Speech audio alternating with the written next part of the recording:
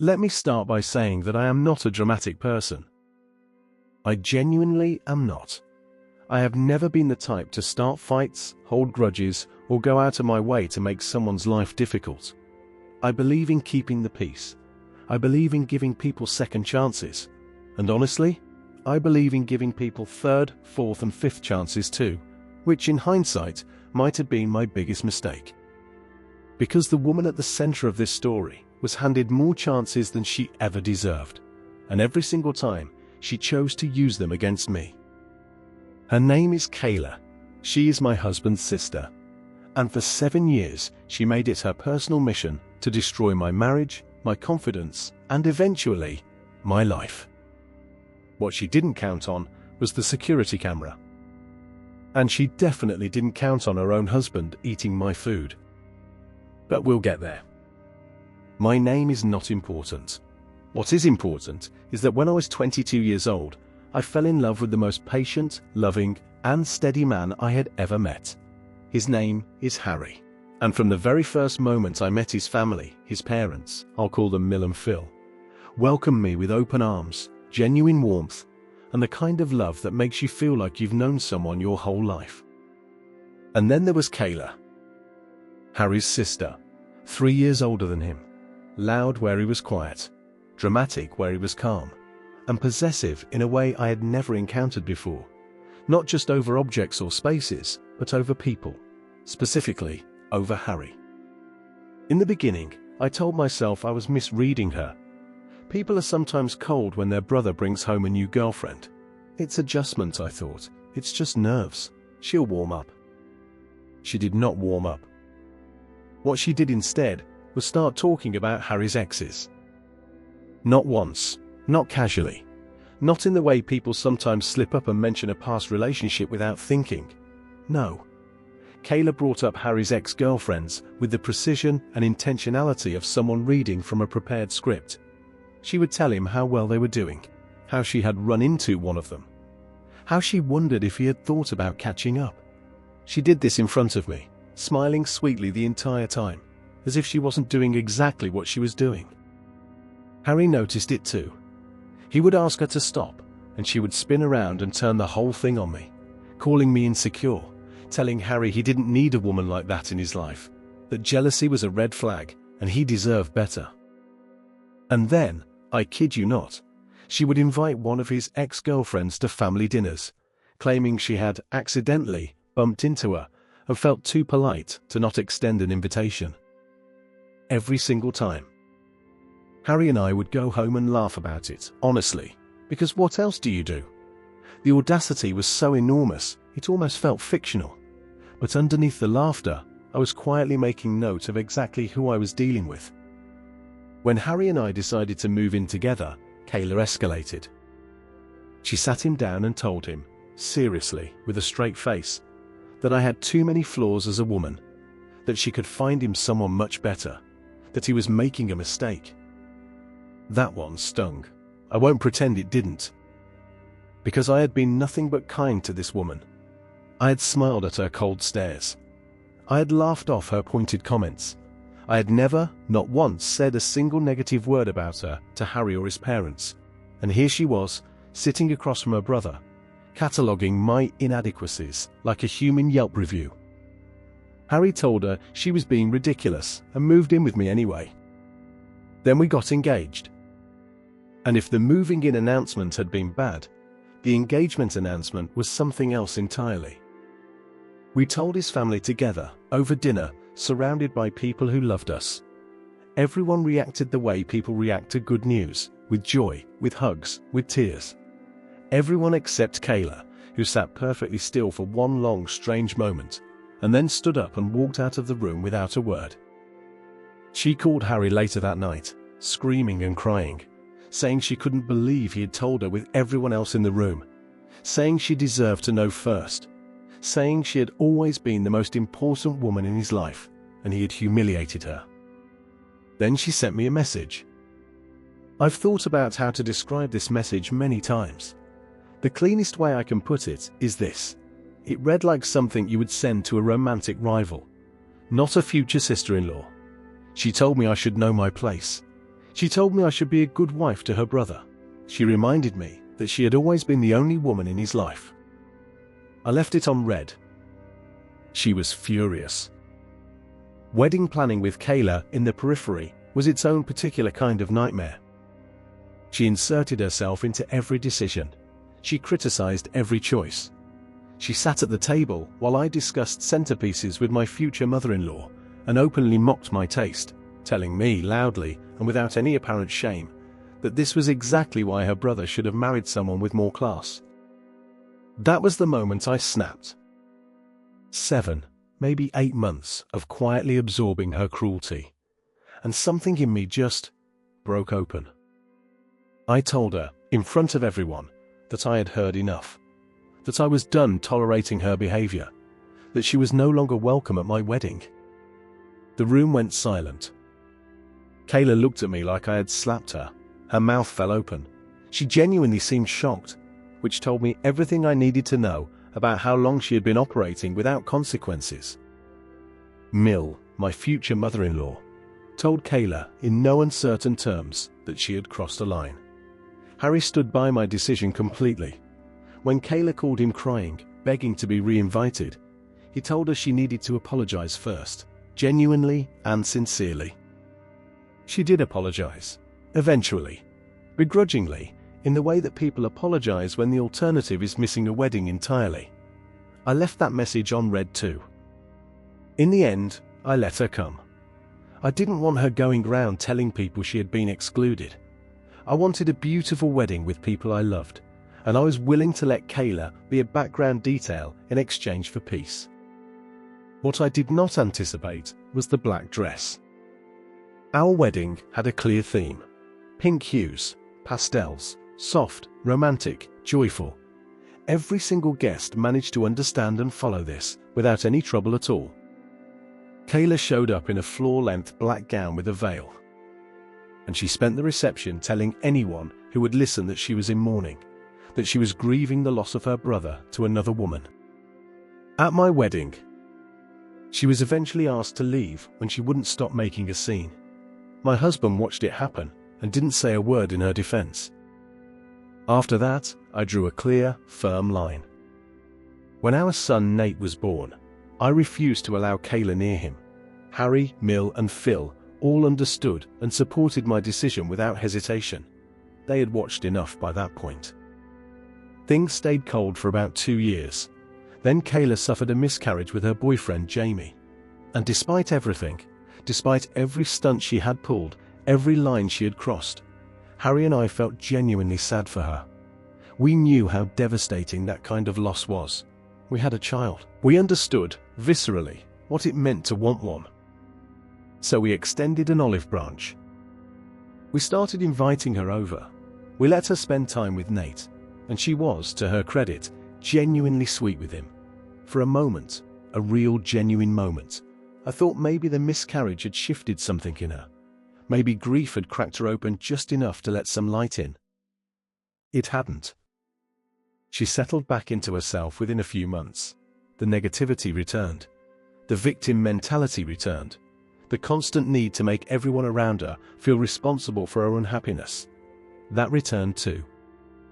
And then she got engaged to Jamie, planned a wedding, and didn't invite us.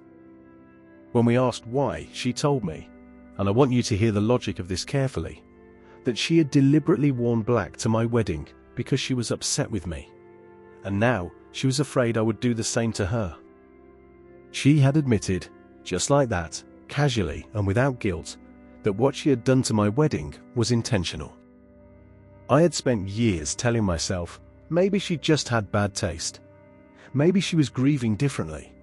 Maybe she didn't realize how it looked. She knew exactly how it looked. Harry told his parents. His parents told Kayla that if she was excluding us, they would not be paying for the wedding and would not be attending. Kayla cried. Kayla blamed me. Kayla eventually came to our door and apologized again, this time with more convincing tears and softer words. I forgave her. Again. We attended her wedding with Jamie. It was a good day. I should have known that every apology from Kayla was simply a transaction, a price she was willing to pay to get what she wanted. Not 6 months into her marriage, Kayla was at our door again. This time, she wasn't looking for an invitation. She was looking for an audience. She and Jamie were struggling. They were having difficulty getting pregnant, which was painful, I understood that. But Kayla's response to pain had always been to distribute it. She blamed Jamie for everything. She vented for hours. And when she wasn't talking about Jamie, she was watching me. Studying me, almost. She started asking strange questions about my gym routine. Why did I carry a change of clothes? Why was I showering there? Who exactly was I in contact with that required me to always be so put together when I left? I told her the truth every time. I like working out. I don't like sitting in a meeting smelling like a treadmill. And she would press her lips together and nod in a way that made it clear she didn't believe me. I didn't fully register how seriously she was taking these observations until we all had lunch together. Harry, me, Kayla, Jamie, Mill and Phil. And Kayla decided, in the middle of a pleasant family meal, to ask my husband, point blank, whether we had signed a prenuptial agreement. She didn't look at me when she asked. She looked at Harry, like I wasn't sitting 3 feet away. When Harry told her it wasn't her business, she started talking about cheating, how common it was, how easy it was to miss the signs, how she was just looking out for her brother. I put down my fork and asked her what exactly she was implying. And Kayla, with the calm confidence of someone who had apparently been building up to this moment, told Harry that she believed I was having an affair, that the gym bag, the change of clothes, the showers away from home, it all pointed to something, and that furthermore, since Nate didn't look exactly like Harry, she thought we should consider whether he was really his son. The table went silent. I watched my husband's face change color. In 7 years of marriage, I had never seen Harry lose his composure. He was the steady one, the rational one, the man who processed before he reacted. But what Kayla said about Nate, about our son, our beautiful boy, who had done nothing and deserved none of this, broke something open in him. He looked at his sister, and he told her that this was why she wasn't a mother yet, that her baby was better off not having a person like her to raise it. I will be honest, it was a brutal thing to say, and Harry knew it the moment the words left his mouth. But I also understood, in my bones, where it came from, because I had absorbed years of Kayla's cruelty quietly. Harry had watched all of it, and it had all been building to this moment. Kayla burst into tears. She looked at Jamie for support. Jamie said nothing. We went no contact that day, blocked her everywhere, and for 1 full year, life was genuinely, beautifully peaceful. Then came my husband's birthday party. Mill and Phil were throwing a celebration in their backyard, a proper gathering, close family and friends, the kind of afternoon that feels warm even before it starts. Harry and I had been keeping a secret for 2 months by then. I was pregnant. We hadn't been trying. It was a surprise. But it was a wonderful, terrifying, joyful surprise, and we had chosen this party to announce it. And then Kayla showed up. None of us had invited her. She had heard about the party through the family grapevine, and simply appeared, dressed nicely, smiling broadly, radiating a warmth that felt genuinely unfamiliar on her. She hugged Harry, told him she had missed him, said she had been going to therapy and had realized how wrong she had been. She apologized to me too, looked me in the eye, said the words, seemed to mean them. Mill and Phil quietly told us that if we wanted her gone, they would make it happen. But Harry didn't want to make a scene at his own birthday party, and honestly, I was watching Kayla across the yard, laughing, mingling, seeming lighter than I had ever seen her, and I thought, maybe therapy actually worked, maybe she actually changed.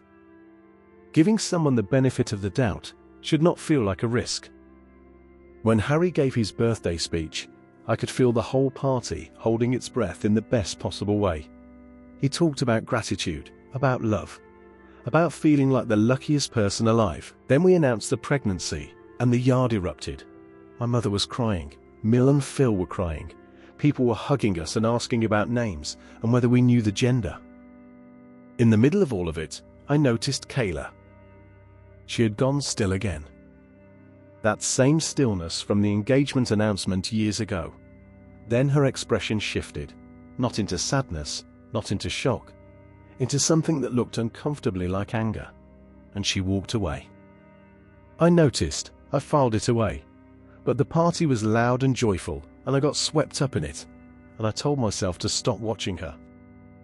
A little while later, when I got up to help bring food out, my parents and in-laws practically shooed me back to my seat. I was pregnant, they said. I was not to lift a single finger. So I sat and I waited, and Kayla appeared in front of me, smiling, holding a plate. She announced loudly to the people nearby that she personally wanted to serve me, that she was so thrilled about the pregnancy, that she wanted to make up for all the years she had been difficult. She placed the plate in my hands, made a small speech about new beginnings, and walked away. And I looked down at the plate. Not a little shrimp, a significant, unavoidable, clearly intentional serving of shrimp. The one food that every person at that table, every person in my family, in Harry's family, knew with absolute certainty that I could not eat. Not a preference, not a dislike, an allergy, a serious, documented, well-known allergy. I sat there for a moment. And then Jamie appeared next to me. Jamie, Kayla's husband, who had come over to congratulate me on the pregnancy. We chatted for a moment, and he noticed I wasn't eating, and I mentioned that it looked like there was shrimp on my plate, probably a mistake. He smiled, said he loved shrimp, and took the plate from me. I smiled and went to get my own food. I had barely reached the other end of the table when I heard the sound. Retching, stumbling, then Jamie's voice, or what was left of it, trying to say something and not quite managing it. I turned around. He was hunched over, face pale, one hand at his throat. He collapsed before the ambulance could be called. Everything stopped. Someone called emergency services. Jamie was rushed to the hospital, and I stood in the middle of that backyard, surrounded by people in shock, knowing something that no one else in that yard knew yet. That plate was meant for me. Whatever was in that food, it was in the food Kayla had served me, specifically, with a smile, while announcing loudly that she was doing it out of love. I said nothing that night. I could not find the words. I sat with the knowledge like a stone in my chest, and I held my husband's hand, and I did not sleep. The following evening I told them. Mill and Phil were staying with us, too shaken by what had happened to go back to their own home. Harry could tell something was wrong with me beyond ordinary distress, and finally, over dinner, I put everything on the table. I told them about the shrimp, about the fact that everyone in both families knew about my allergy, about Jamie taking the plate from me, almost as an afterthought, about the quiet, growing certainty I'd been carrying since the moment I heard him collapse. I watched their faces as I spoke.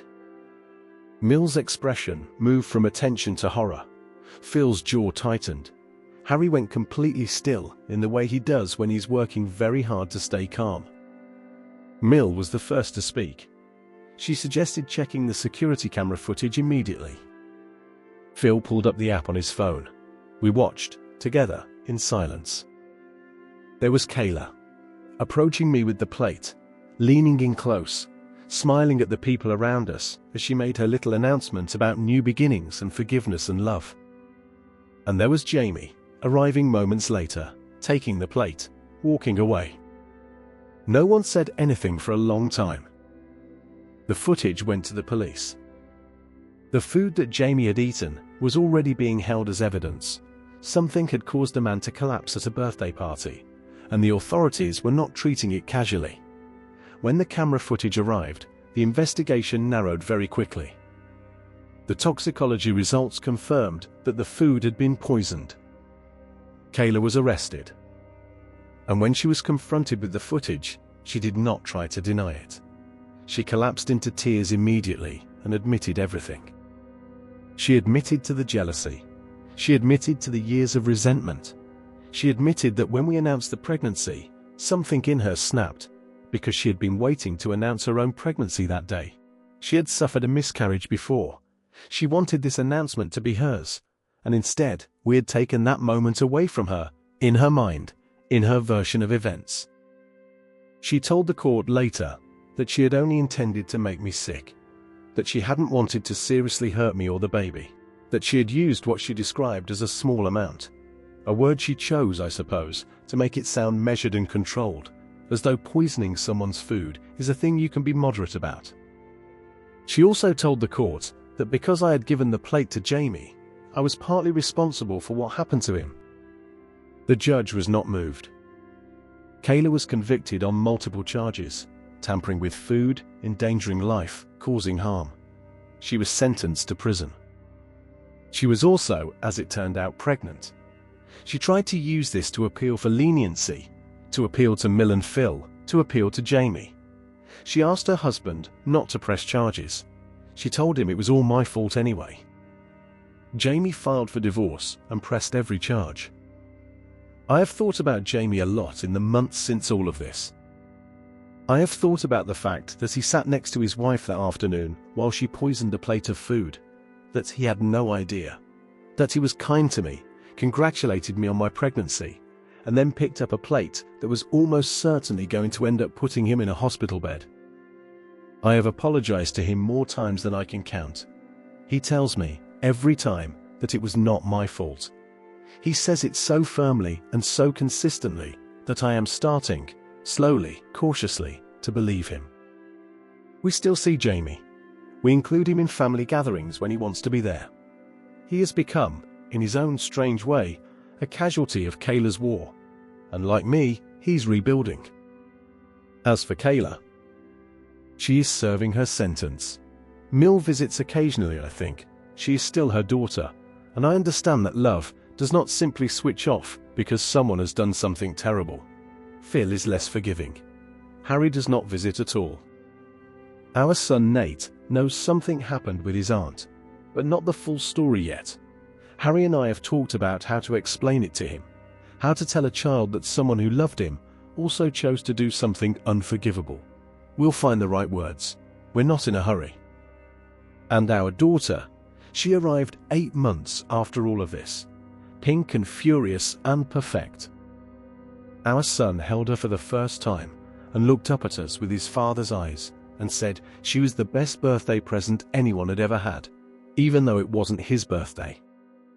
I laughed so hard I cried. There's a version of this story where I spend every quiet moment reliving the moment I handed Jamie that plate, where I lie awake doing the mathematics of what might have happened had I not noticed the shrimp, had I simply eaten it, had my unborn daughter and I been the ones rushed out of that backyard on a stretcher. I won't pretend that version doesn't visit me sometimes. I still don't eat food at other people's houses without knowing exactly what's in it. I still feel my chest tighten at certain social situations. My therapist says this is normal, that the body keeps a record even when the mind has moved on. But here is what I know. I gave Kayla every chance that a reasonable person could give. I absorbed years of cruelty with grace. I forgave her when it cost me something. I sat across from her at tables and at weddings and at birthday parties, and I chose, repeatedly and deliberately, not to become the person she was trying to make me into.